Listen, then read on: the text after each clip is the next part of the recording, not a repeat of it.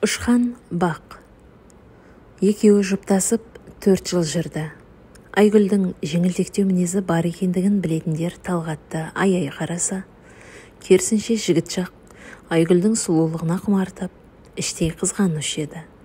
Айнала осы екеудің қимыл қозғалысын, тыныс тіршілік жүріс-тұрысын сөз етуден бір талмады.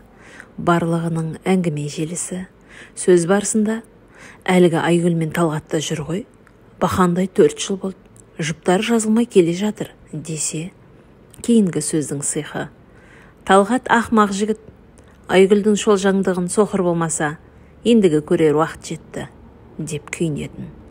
Гу-гу әңгіме қойсын ба, желдің бағытымен бірде батысқа, бірде шығысқа қаңбақтай ұшып жүре берді. Ең қызығы да сол, қаңқу сөздердің бірі де не Талғатқа, не Айгүлге әсер етіп көрген емес. Кезекті кездесудің бірінде жігіт үйленуге ұсыныс жасады. Ой, Талғат, енді 40-на шыдап 41-не шаман келмей қалды ма? Сәл күнде бітіреміз ғой. Дипломды қолымызға алып алайық та бірінші. Не болды қиын соққандай? Езуін тез жиып алған Талғат іштей ашуланып қалды. Еркектің намысы бойын кернеп кетті. Талғаттың ашуланатын жөні бар. Бұл бірінші ұсыныс емес. 4 жылда 4 рет үйлену туралы ойын білдірді. Неге екенін қайдам? Айгүл бірде оқу дейді, бірде үйім дайын емес дейді, бірде тіптен жұмысқа тұрып алайық деген сияқты сылтаулары бітпейді. Демек жігіттерін айып жүргені рас ау. Айгүлдің басқа біреуі бар. Ол мені сүймейді. Айгүл, шыныңды айт. Сенің басқа біреуің бар ғой, иә? Бұл не сөзің, Талғат? Айтқаны, шыныңды айт. Талғат Айгүлдің тамағынан қысып ұстап, қылғындыра бастады. Қақалып шашалған бойжеткеннің екі көзі шарасынан шықты.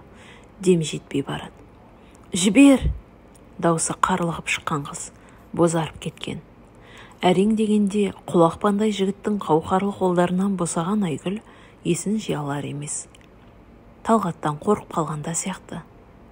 4 жыл жүріп, сүйіктісінің осыншалықты қатыгез екенін білмепті.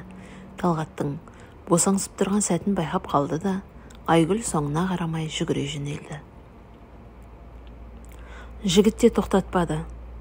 Демек рас, Айгүлдің басқа біреу бары да рас. Осы оймен қала берді. Талғат Айгүлдің алдына барғысы жоқ. Бір жағынан оған қол көтергеніне өкініп, өзін іштей жеп барады. Бір жағынан Айгүл мені сүймейді дегенді ойына мықтап кіргізіп алыпты. Айгүл де жігітінің кешірім сұрағанын күтпеді. Мен оны кешірмеймін. Қазірден қол көтерсе, үйленгенде жағдайым не болмақ? Құрсын, осы күннен білгенім жақсы болды деген ойдан өзгермейтіндей еді. Қолдарына дипломны алған түлектер ендігіде өз бастарының қамымен бірі жұмыс іздеп, бірі отбасын құруға асығып жатты. Тәкаппарлығы басым Айгүл сол бойда Талғатты ұмытып кетті. Жігіт әлі де болса қыздан кешірім сұрауға батылы жетпей жүр. Уақыт шіркін ауыр азап пен жан дертіне дауа болар, тек махаббатқа емес. Қайта сүйіктіңсіз өткен бір күн бір жылға татып, жаныңды азаптайтыны сөзсіз. Намыс дегенің осы кейде керек емес жерге кірісіп, асықпай жатып алады екен ғой. Айгүл жігіттен күдер үзіп, өзгемен кездесіп жатты. Талғат та сыр білдіргісі келмей, басқа қызбен жұптасты. Айгүлдің қазіргі жігіті көп сөйлейтін сөзшең болып шықты. Басында сөзшеңдікке бағалаған қыз, ақыр соңы мылжыңдыққа ұласқан ер жігітке тән емес мінезді осыдан көрді. Отырса да, тұрса да қадамын санап отыратын, әрі болмайтын нәрселерді әңгіме етуге құмар Айбек Айгүлді жалықтыра бастады. Қызылғида Айбектің бойынан Талғатты іздейтін. Ол өте ерекше, өзгеше жан еді. Мені көргенде тілі күрмеліп сөйлей алмай жататын. Мен күлуші едім. Ол деген нағыз ер азамат еді ғой. Айгүл жігітінің қадірін енді түсінді. Неге сол кезде тұрмысқа шығуға келісім бере салмадым екен? Ерте ме кеш пе бәрібір үйленуші едік қой. Ақмақ басым-ай. Қыз жалма-жан бұрынғы жігітіне телефон соқты. Телефоны сөндірулі. Талғаттың достарына телефон соғып, әзер дегенде жігіттің хабарын алды. Талғаты қалада жұмыс таба алмай, ауылына қайтып кетіпті. Сонда орта мектепке мұғалім болып орналасыпты. Жігіттің жаңа нөмірін алды. Ендігіде Айгүл тоқтайтын емес. Алло? Айгүлдің жүрегі дүрсілдеп кетті. Мұна бір дауысты естігенде қызғаныштан өліп қала жаздады. Өзімен бірге оқыған Сәнияның дауысы. Ол да бұны таныды. Айгүл, сенбісің? Жалтармай-ақ қой, сен таныдым. Ескі махаббатың есіңе түсіп, Талғатпен сөйлеспек болсаң, ол қазір жуынып жатыр. Беташар өтіп қойды. Тойға шақыруды жігіттерден беріп жібереміз. Және ренжімесең, ендігіде менің күйеуімді мазалама. Сене алар емес. 4 жыл бойы дымы шықпай, соңғы қатарда отыратын Сәния менің бақталасым бола алған ба? Ешкіммен шаруасы жоқ. Тек кітап оқып, үстіне не болса соны киіп жүретін ақмақ қыз менің сүйіктімнің жарыма? Мен кім? Сәния кім?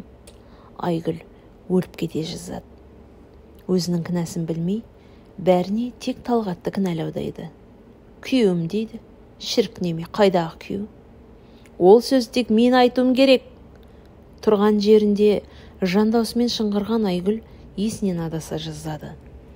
Апталап бөлмесінен шықпай, еңіреп жылаған қызға жан құрбысы Алмагүл келді. Айгүл, құрбым, есің жи, болды енді. Түр десе түрің, оған сай ақылың бар. Сен жерде қалмайсың. Кез келген жігіт ғашық бола алатындай асыл жансың ғой сен.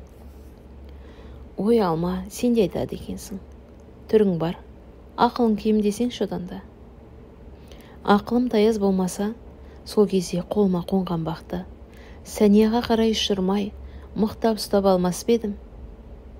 Қазіргі күні Талғатты ойласам, көз алдыма Сәния келеді. Оның Талғатқа іштей ғашық екенін сезетінмін, бірақ оған Талғат көңіл бөліп қарайды деп ойламаппын.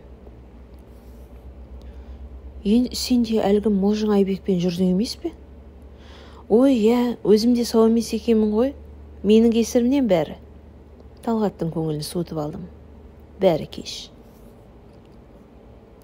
Әсем қала Алматының ат жолы барының бірінде түнгі сағат 3 шамасында Айгүл отыр. Барменнен виски сұрап, ішіп отырған қызға қадала қараған сұқ көз оны ішіп жеп барады.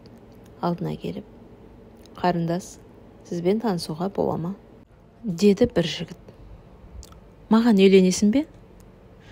Енді танысып табыс көрсек, сосын үйлену жағын көре жатамыз ғой. Онда кет әрмен. О, қаншық.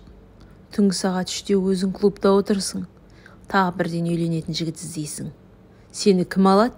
Бейшара, деп. Боқтап кеткен жігітке Айгүл аса ренжи қойған жоқ. Себебі мұндай сөздерді естіп келе жатқанына біраз жыл болды. Қандай жігітпен жүрсін, кіммен таныспасын, біреуінің аузынан үйленек деген сөз шықпайды. Кезінде осы сөзден қашып Талғатпен ұрсып еді, енді өзі осы сөзді бір жігітке айтқыза алмай жүр.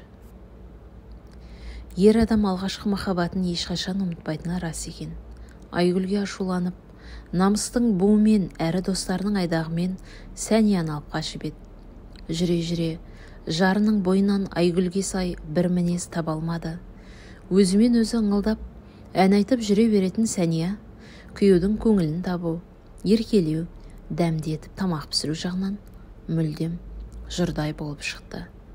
Әйелін өрге сүйреуден шаршаған Талғаттың бойында Айгүлге деген сағынышы қайтадан мазалай бастап еді. Оның үстіне арасында бала болмағасын ба, әлде бұл құр сылтау ма?